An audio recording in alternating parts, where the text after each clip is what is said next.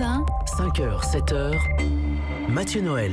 Voici pour les titres de l'actualité de ce 21 septembre 2018. Et ce matin, à l'occasion de l'ouverture de la semaine de la gastronomie, on revient sur une enquête choc sur les dangers pour la santé des produits ultra transformés. Une enquête réalisée sur 470 000 adultes et dont les résultats confirment le lien entre consommation d'aliments gras, salés, sucrés et transformés et le risque de cancer. Mathilde Touvier, bonjour.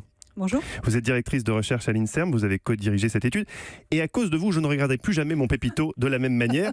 On le pressentait, on en a désormais la preuve. Il y a un lien direct entre consommation de produits transformés et cancer. Avant d'en venir aux résultats, c'est quoi déjà un produit ultra transformé ? Alors les aliments ultra transformés sont par exemple tout ce qui va être les pains, les brioches préemballées, les soupes déshydratées, les nuggets de poisson, de volaille, les céréales petit déjeuner, barres chocolatées, etc. Donc des ma aliments... question devrait plutôt être, qu'est-ce qui n'est pas transformé en fait ? Voilà. C'est l'essentiel de ce qu'on trouve dans les rayons de nos magasins. C'est beaucoup des aliments qu'on consomme dans les pays dits occidentaux, Ouais. comme la France, les pays européens, les États-Unis. On n'a pas de chiffre précis pour la France, mais on est entre 25 et 60% des aliments qui sont ultra transformés dans ces pays-là. On parlait des plats préparés. Tous les plats préparés sont forcément ultra transformés ou il y a des plats préparés qui ne sont pas transformés ? Non, effectivement, les aliments ultra transformés, les plats ultra transformés sont ceux dans lesquels on va trouver, par exemple, des sauces toutes faites avec une multitude d'additifs, donc des texturants, des colorants, etc. Il peut y avoir des plats préparés qui sont beaucoup plus naturels, avec simplement un plat surgelé avec des ingrédients tels qu'on les consommerait à la maison, en fait. Alors, vous avez l'étude pointe un risque accru de cancer en lien avec ces aliments ultra transformés. À partir de combien de plats cuisinés par semaine il y a un risque ? Alors hélas, c'est pas aussi simple et on n'arrive pas à quantifier les choses de cette manière-là. Mais ce qu'on a fait effectivement, c'est qu'on a calculé sur le total des kilos d'aliments consommés par jour par ces participants. Donc là, c'était une étude française sur 100 000 participants dans Nutrinet. On a calculé la part d'aliments ultra transformés dans le régime. Et entre les personnes qui consommaient un certain pourcentage d'aliments ultra transformés et ceux qui en prenaient 10% de plus, on augmentait de 10% le risque de cancer. Une corrélation terrible, quoi. Alors une association en tout cas dans cette étude, donc ça ne veut pas dire là avec ce design-là qu'on a un lien de cause à effet, on n'est pas sûr que ce soit vraiment une relation de cause à effet. Mais on constate ce chiffre. Mais on constate. Quels sont les ingrédients qui posent le plus gros problème ? Alors on se pose des questions justement. Est-ce que ce sont, alors déjà la moins bonne qualité nutritionnelle de ces aliments-là, qui sont en général plus salés, plus gras, plus sucrés, avec moins de fibres, moins de vitamines. Mais on a essayé d'éliminer ce facteur-là et l'association était toujours présente. Donc est-ce que ce serait par exemple les additifs alimentaires ? Il y en a plus de 400 en Europe qui sont autorisés.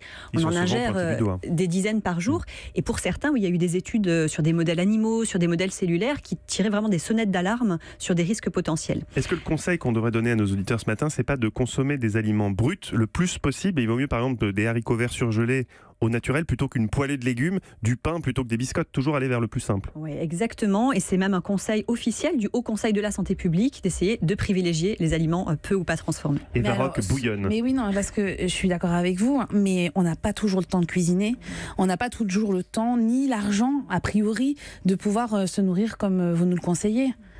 Alors déjà, ces aliments ultra transformés sont parfois assez chers. Ça coûte cher d'acheter des plats préparés, tout faits, déjà tout cuisinés.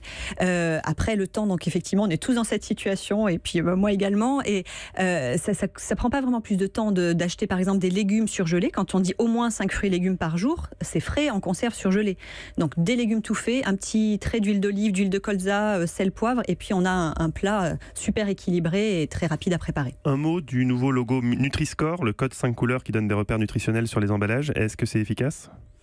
Alors ce logo, vraiment l'idée, c'est, on sait que justement on n'a pas beaucoup de temps pour faire ses courses, on a une multitude de choix quand on veut choisir nos aliments en rayon. En un coup d'œil, avec ces 5 couleurs, on voit la qualité nutritionnelle du produit.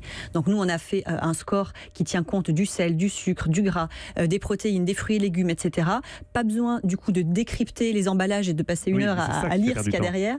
Avec ce Nutri-Score, on voit en un coup d'œil pour pouvoir faire des choix vers les aliments de meilleure qualité qui vont aider à prévenir les maladies. C'est ma dernière question. Moi j'ai l'appli Yuka qui permet de voir les qualités nutritionnelles. Est-ce qu'il y a une application qui dit si le produit est ultra transformé ou pas ? Enfin, qui permet de voir le pourcentage de transformation du produit. Ça existe, hein ? Alors oui, attention, l'application Yuka prend en compte donc la qualité nutritionnelle, mais rajoute des informations qui ne sont pas du tout fiables pour l'instant d'un point de vue niveau de preuve scientifique. Ah d'accord, ça c'est important de le dire. Voilà, pour l'instant, sur les additifs, etc., on en est au niveau de la recherche, on ne sait pas si c'est dangereux ou pas, on ne peut pas faire de notes là-dessus. L'application Open Food Facts, par exemple, donne le Nutri-Score et puis donne aussi le degré de transformation avec classification Nova, donc en 4 catégories, le 4 étant les ultra transformés. Voilà, vous avez trouvé ce que vous vouliez comme application. Ah bah oui, je suis très content. Merci Mathilde Touvier d'avoir été avec nous en direct ce matin sur Europe 1. Je rappelle que vous êtes chercheuse à l'INSERM.